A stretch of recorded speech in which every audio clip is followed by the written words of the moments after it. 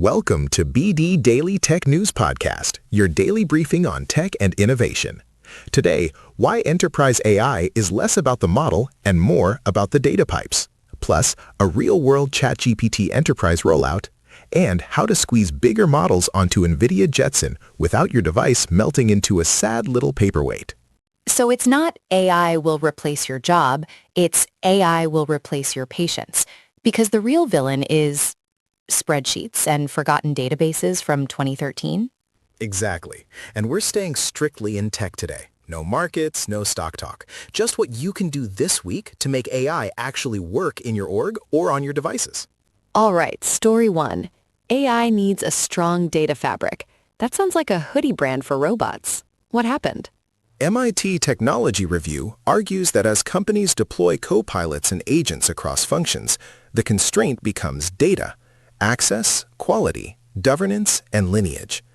The piece cites a survey claim that by the end of 2025, about half of companies used AI in at least 3 business functions, meaning AI is no longer a pilot, it's production pressure.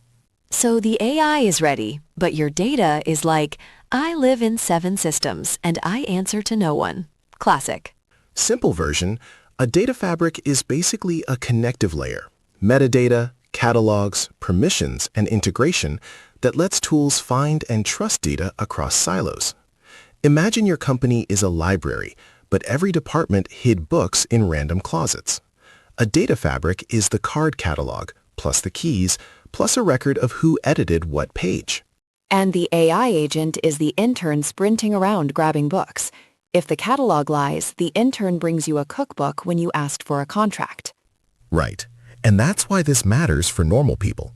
Bad data fabric means your copilot gives wrong answers with confidence, or can't access anything, or worse, accesses what it shouldn't.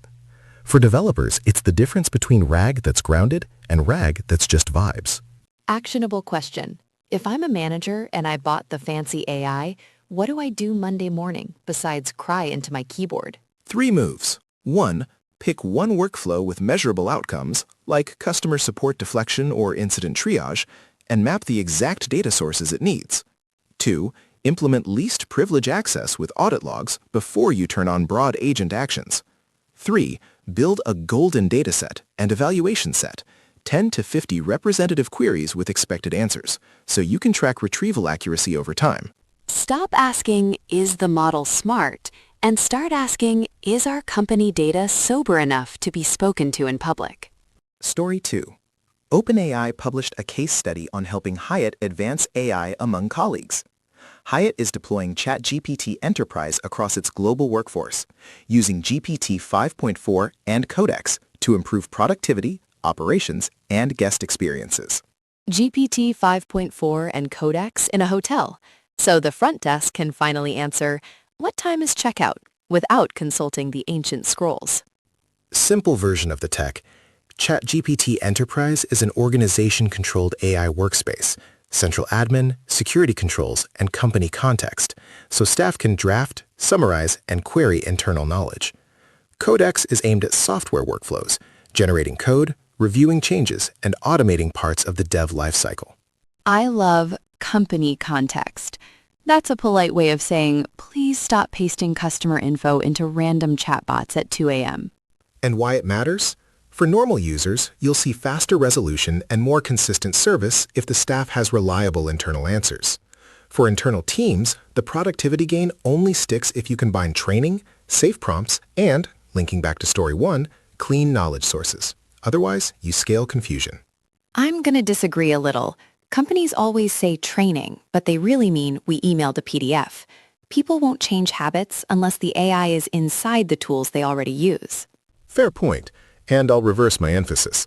Training alone is weak. Adoption comes from integration plus incentives. If the assistant is embedded in the ticketing system, the ops dashboard, or the internal wiki, and it saves 2 minutes per task, people will use it. If it's a separate tab, it becomes that AI thing no one opens.